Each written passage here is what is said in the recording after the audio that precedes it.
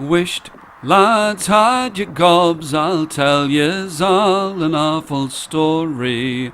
Wisht, lads, had your gobs, I'll tell you about the worm. Now the young Lord Lambton was a ne'er-do-well wastrel, and everyone knew this. When he was told to do one thing, then he would do another. When he was asked to speak to all of the people who would soon be his tenants, he spoke like a slipshod shepherd. And one Sunday, when he was supposed to go to church with everyone else so that he could be seen with the true Lord of Lambton, his father, he decided that he would go fishing. He dressed himself in his worst clothes. He sat himself upon a rock in the middle of the weir, and he decided that he would go fishing, and he threw out silky worms that fell upon the water. And in the weir, he had always been able to catch fish, and inside of his mind, he thought that he would catch a beautiful salmon.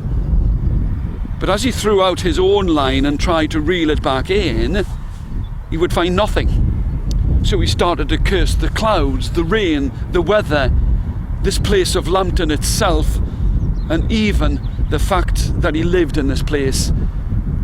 And just as he cast his line for the last time and he started to draw it in, he could feel something at the other end of the line, and he pulled, and still he thought about a salmon, a fine fat salmon upon his table that would taste fine upon his lips, and he pulled and he dragged at it, and I've got to tell you that the rod bowed, and he pulled, and there he found at the other end of the line a worm.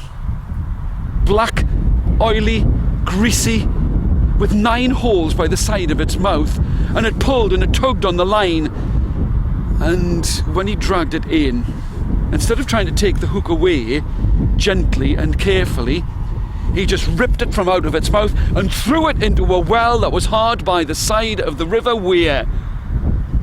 A stranger who was walking along that way passed and looked into the well and saw this most frightful worm.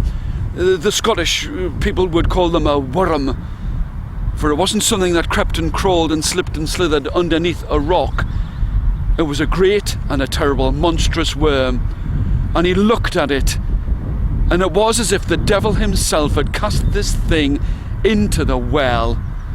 Lord Lambton was not pleased.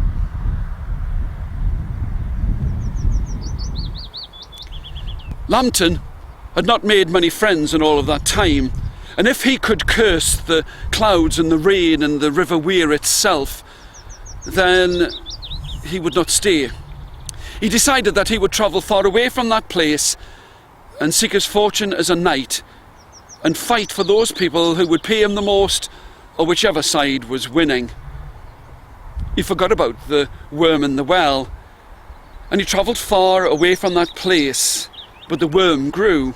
The worm would empty the well. It grew bigger and stronger, and soon it crept and crawled and slipped and slithered its way from out of the well. And it would go about the countryside, and people would find the bodies of lambs and cows and sheep upon the ground. And old Lord Lambton did not know what he could possibly do. He didn't know what he could do about that worm. So the old Lord Lambton called for all of his wise men and asked them what he should do if he was to try and placate this terrible worm. The wisest of all of his wise men said that what he should do is this, for there was a trough at the front of the Lambton Palace, and it was a trough that the horses would feed from, and he decided that what he should do is take all of the water out of that place and fill it with milk. Now it took the milk of 7 oxen to feed it, but Lord Lambton did not mind, for if it kept all of the cows and sheep and lambs safe, then he would pay that money for all of that ox's milk. But still it got bigger and stronger, and after the distance of 7 years, the young Lord Lambton returned. But he had changed. He had learnt the ways of the world. He was no longer a wastrel or a ne'er-do-well, for he had learned many hard lessons when he had fought in battles. And when he came back, he realised that it was his fault that this worm was terrorising the whole of the countryside. And he stood in front of his father and said, "My father, it is my duty to get rid of this worm." Now the old Lord Lambton was frightened, for many knights and soldiers had come to that place to try and rid the place of this great and terrible Lambton Worm. Many had gone, and tales were told of when it was cut, then it would form itself back together again. Tales were told that it was so big that it would wrap itself 3 times around a hill that was hard by Lambton. The old Lord Lambton did not want his son to die. He begged him, he beseeched him not to do it. But the young Lord Lambton, stronger, more careworn, but stronger inside of his heart and his mind, was determined that he would kill the Lambton Worm.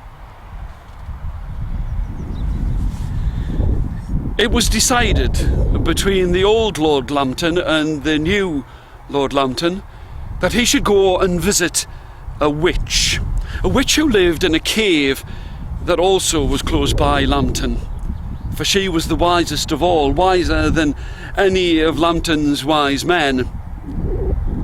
And young Lord Lambton, he went and he visited that old woman, and she smiled. "Oh, it is good that you have come to see me, for you know that I am the wisest in all of this place, and it is good that you have asked me, for I know exactly what it is that you should do. When you come to fight that great and terrible worm, do not fight it upon the land.